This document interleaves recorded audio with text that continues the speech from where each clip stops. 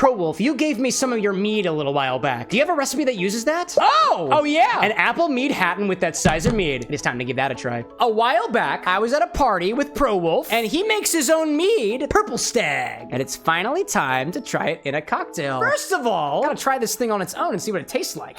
Off the nose, like, it does smell a little bit candy-like, but it's got a note that kind of reminds me of straw bales. There's a small hint of the other spices in this mead, which includes nutmeg, cinnamon, and clove. Let's give this mead a taste from Prowolf.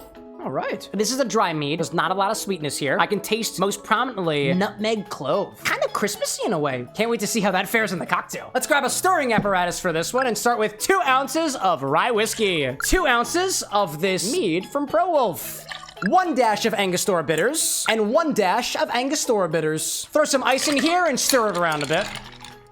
Strain this over a large cube. If you've got an apple slice, garnish with that. If you've got an orange slice, garnish with that. But I don't have either of those, so I'm using a cherry. Let's give this a try.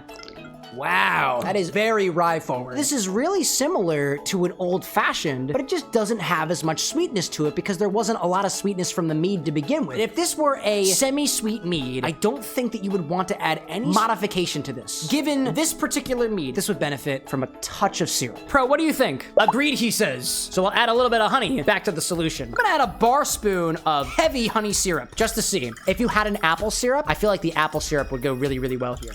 Okay, getting a little bit closer. The spice notes, in particular, a subtle clove and mild nutmeg, I'm tasting a little bit more of now than I did before. And I think the more syrup that I add to this, without going overboard, I'll taste more of the flavors from the mead as opposed to the flavors from the rye. I'm gonna add 1 more bar spoon of honey syrup and see whether that hits the sweet spot.